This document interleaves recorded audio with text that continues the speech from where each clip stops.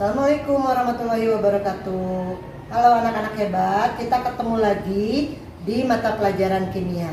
Seperti pertemuan sebelumnya, maka hari ini kita akan membahas tentang bilangan oksidasi. Bilangan oksidasi adalah bilangan yang menentukan muatan positif atau negatif dari suatu unsur. Bagaimana cara menentukan bilangan oksidasi? Untuk bilangan oksidasi itu ada unsur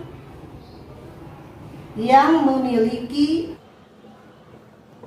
satu bilangan oksidasi, ada juga unsur yang memiliki lebih dari satu bilangan oksidasi. Bagaimana cara kita menentukannya? Pertama, kita tentukan dulu bilangan oksidasi yang dari unsur yang hanya memiliki satu bilangan oksidasi. Unsur yang memiliki bilangan oksidasi satu, unsur yang hanya memiliki satu bilangan oksidasi itu bisa kita tentukan, yaitu dari unsur golongan 1A. Dia memiliki bilangan oksidasinya 1 positif. Unsur golongan 2A, dia memiliki bilangan oksidasinya 2 positif. Kemudian unsur logam golongan 3A itu bilangan oksidasinya 3 positif. Ini yang menjadi patokan terlebih dahulu, ya. Kemudian selain logam-logam golongan 1A, 2A, dan 3A, hidrogen itu selalu positif 1 atau 1 positif, kecuali pada keadaan tertentu. Ada yang negatif 1. Ya. Kemudian oksigen selalu 2 negatif, kecuali pada senyawa H2O2, dia bil oksnya negatif 1 atau 1 negatif. Ini secara umum H selalu positif 1, O selalu 2 negatif. H selalu 1 positif, O selalu 2 negatif. Ini yang menjadi patokan terlebih dahulu sebelum menentukan bilangan oksidasi unsur yang lain pada senyawa. Kita lihat sekarang cara menentukan dari senyawa, bilangan oksidasi dari senyawa.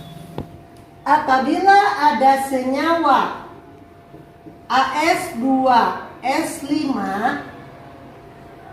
kalau senyawa seperti ini, maka kita hanya tinggal menentukan, disilang saja, ini teknik secara mudah, bahwa angka 2 di bawah AS adalah bilangan oksidasi untuk S, dan angka 5 di bawah S adalah bilangan oksidasi untuk AS. Ini kalau untuk senyawa yang netral, karena harus sama dengan 0. Misalnya lagi ada HNO3. Untuk menentukan masing-masing, kita lihat dulu. Ini ada H, berarti dia selalu positif 1. Oksigen selalu 2 negatif. Maka untuk menentukan bilangan oksidasi nitrogen adalah H+1 ditambah N itu berapa, ditambah min 2 kali 3 adalah min 6 sama dengan 0. Maka untuk nitrogennya ini adalah positif 5. Maka Bill-Ox dari nitrogen adalah 5 positif. Ini untuk senyawa netral harus sama dengan 0. Bagaimana dengan misalnya ada KClO3?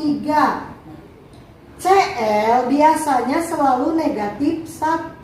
Tetapi Cl adalah unsur yang memiliki bilangan oksidasi lebih dari 1. Untuk KClO3 ini, Cl di sini tidak selamanya negatif 1.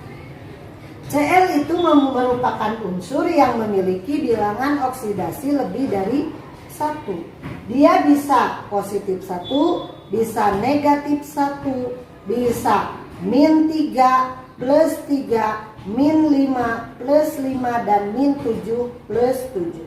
Jadi secara umum Cl itu bisa positif, negatif 1, 3, 5, dan 7. Bagaimana menentukan Cl ini? Apakah dia negatif 1, negatif 3, atau positif 1, positif 3? Maka kita tentukan dari unsur-unsur yang di sebelahnya. Kalium dia adalah golongan 1A. Dia selalu positif 1. Sementara oksigen selalu 2 negatif.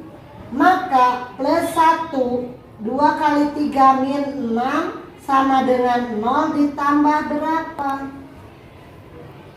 Maka Cl di sini adalah positif 5 atau 5 positif bilangan oksidasi. Ini untuk senyawa-senyawa yang netral.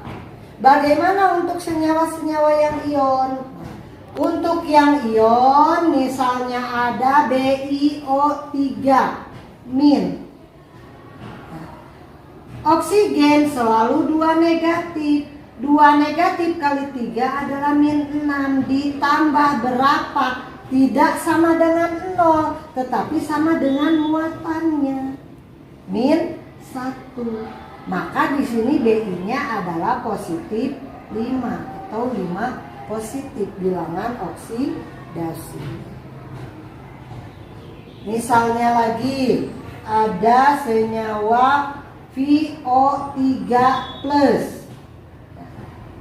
Di sini berarti 2 min kali 3 adalah min 6 ditambah berapa supaya hasilnya positif 1. Maka V di sini adalah plus 7 atau 7 positif bilangan oksidasi. Ini bilangan oksidasi untuk senyawa netral dan senyawa ion. Bagaimana untuk senyawa sejenis? Untuk senyawa sejenis misalnya N2, Cl2, O2, H2, ini bilangan oksidasinya sama dengan 0. Tuh, senyawa-senyawa yang sejenis misalnya ada P5 itu juga sama dengan 0. Apalagi yang mempunyai bilangan oksidasi sama dengan 0 adalah unsur-unsur yang berdiri sendiri. Misalnya tadi karbon solid, Na, kemudian Fe, dan seterusnya yang berdiri sendiri. Maka ini juga bilangan oksidasinya sama dengan 0. Ini menentukan bilangan oksidasi dari masing-masing unsur. Tadi untuk menentukan mana reaksi reduksi, mana reaksi oksidasi, kita bahas lebih lanjut di pertemuan berikutnya. Terima kasih. Assalamualaikum warahmatullahi wabarakatuh.